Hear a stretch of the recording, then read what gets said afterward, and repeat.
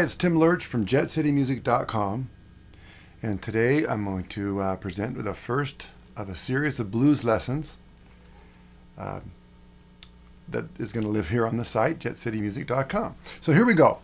I'm going to talk about blues in A. The problem that a lot of people have with blues in general is that we hear on the internet or in books or in guitar magazines and things that all you got to do is play a minor pentatonic over a series of 1-4-5 chord progressions and you're playing the blues.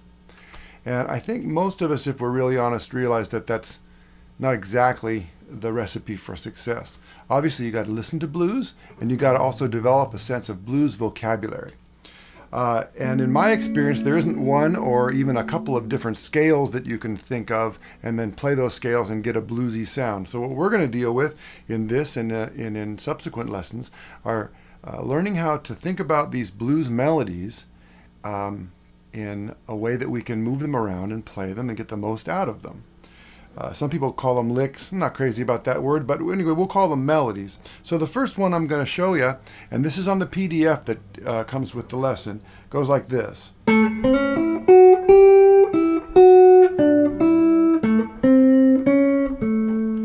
you can see I'm playing right out of the shape of the A major chord that lives at the 5th fret.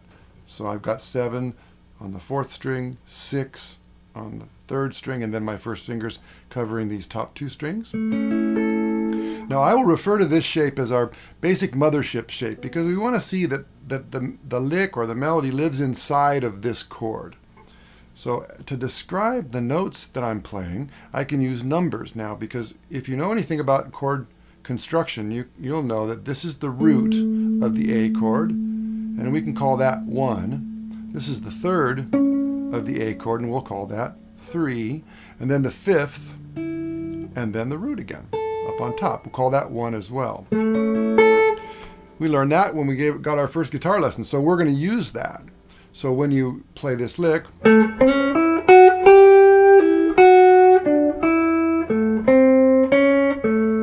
can describe it numerically, and I'm going to go through it really slowly. It goes 1, 3, I'm going to slide into 3, 5, now I'm going to play this note right here, which is a whole step above 5, and we call that 6. So 1, 3, 5, 6, then this next note is flat 7, then we go back to 5 and to 6, 4, 5, 1, then flat 3, 3, 1. Now don't get confused if you just happen to stumble upon this lesson in the middle of a dream or something that I'm talking about frets here. I'm not talking about frets. I'm talking about the notes as they relate to the chords. So if you think of a major scale, do, re, mi, fa, sol, la, ti, do, we give all those notes a number, 1, 2, 3, 4, 5, 6, 7, and then 1 again. Those are the numbers I'm talking about. So the lick is 1, 3, 5, 6, flat 7, 5, 6, 4, 5, 1, flat 3, 3, 1. And that is how that lick relates to the A 7th chord, which is the chord that it's being applied to. Now watch this. As simple as it is to play it there,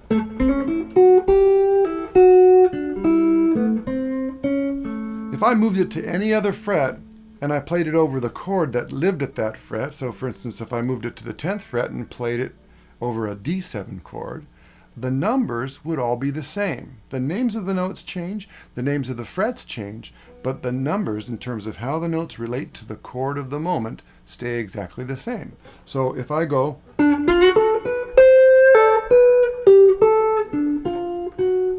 it's still 1, 3, 5, 6, flat 7, etc. Okay?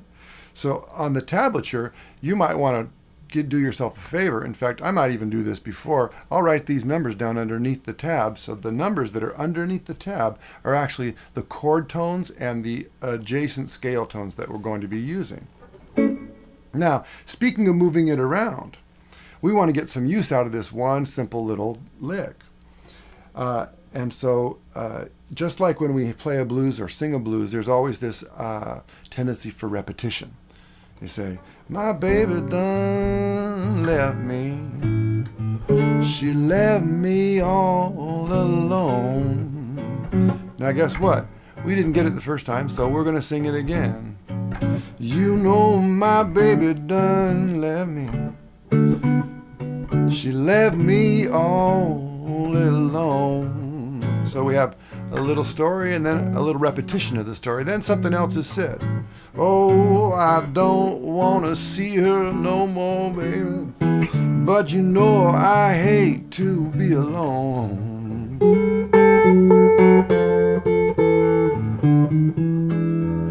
So you see that there's a phrase, then there's repetition of that phrase, and then there's a final response to the phrase.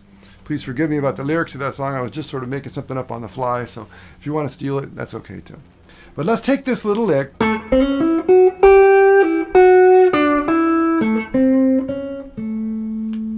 and apply it in the same way as I just did over that whole blues. So we're going to play it over the 1, 2, 3.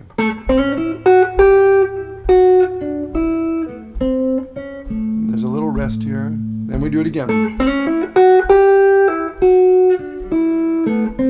Now watch, we're going to move it up.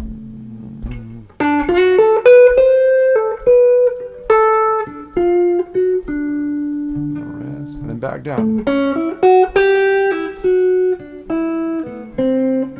Now we got to do something different.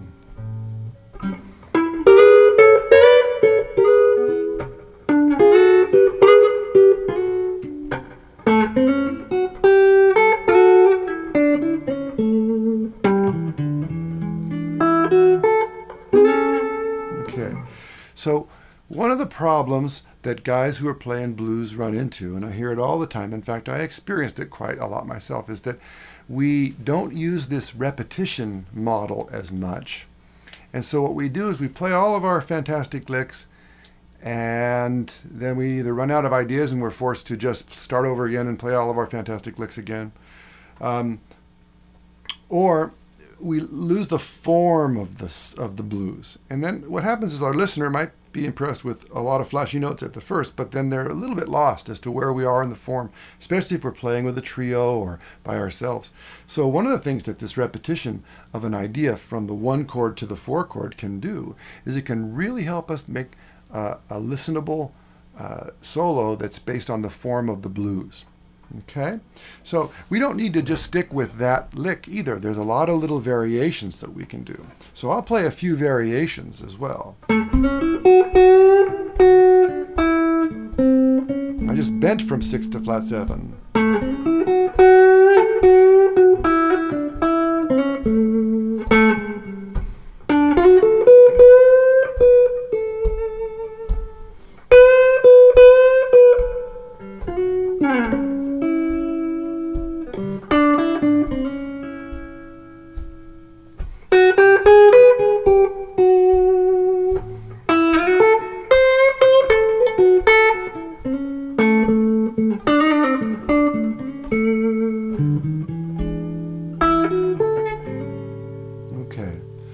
So you can see that if you applied the licks that I'm talking about here, which you're going to check your PDF file to see, that if you played a little chord progression behind what I just played, you could hear how they fit against the chord.